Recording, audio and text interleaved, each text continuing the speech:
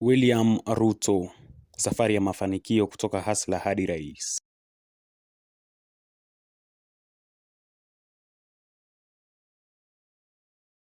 William Samoei Ruto ni mmoja wa viongozi waliopitia safari ndefu ya kipekee zaidi katika siasa za Kenya. Kutoka maisha ya kawaida mashambani hadi kuwa rais wa 5 wa Jamhuri ya Kenya. Maisha yake ni ushahidi wa juhudi, udhabiti na ndoto kubwa. William Ruto alizaliwa mwaka wa 1966 katika kaunti ya Uasin Gishu. Alikulia katika familia ya kawaida sana. Akiwa mtoto, alisaidia wazazi wake kwa kuuza kuku na mboga kando ya barabara. Maisha haya ya unyenyekevu ndiyo yalimjenga na baadaye yakawa msingi wa falsafa yake ya kisiasa. Kusimama na watu wa chini, maarufu kama hustlers. Kuingia kwenye siasa. Ruto alianza siasa akiwa kijana. Alijihusisha na uongozi wa vijana miaka 1990. Umahiri wake ulionekana mapema.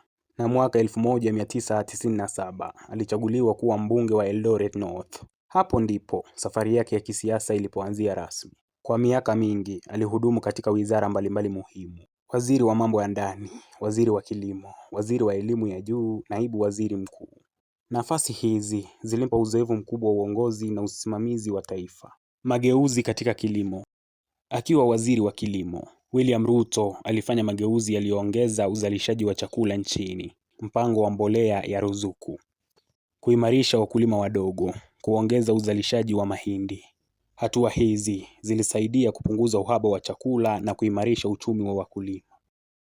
Ufanisi kama naibu wa rais mwaka 2013 mpaka 2022. Katika kipindi chake kama naibu wa rais chini ya Rais Uhuru Kenyatta, Ruto alihusika kwa karibu katika miradi mikubwa ya maendeleo.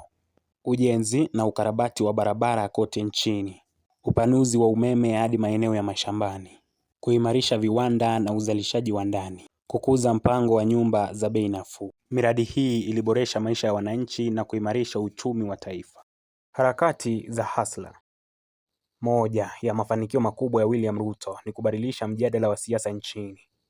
Kupitia mfumo wa uchumi wa bottom up, alisisitiza kusaidia wafanyabiashara wadogo, kuwezesha vijana na wanawake, kuinua sekta isiyo rasmi. Aliwapa sauti wale waliokuwa wakisahaulika kwa muda mrefu. Urais na ajenda ya kiuchumi.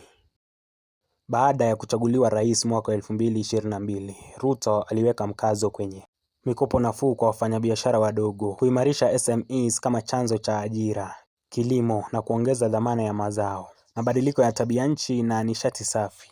Serikali yake pia imeweka nyumba za bei nafuu kama njia ya kuunda ajira na kupunguza uhaba wa makazi.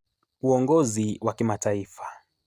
Kimataifa, Rais Ruto ameiweka Kenya kama sauti muhimu barani Afrika, hasa katika masuala ya mabadiliko ya tabia nchi, maendeleo endelevu na nafasi ya Afrika katika uchumi wa dunia. Hitimisho, safari ya William Ruto si ya madaraka tu, bali ni hadithi ya mtu aliyeamini kuwa mtu wa chini anaweza kufika juu.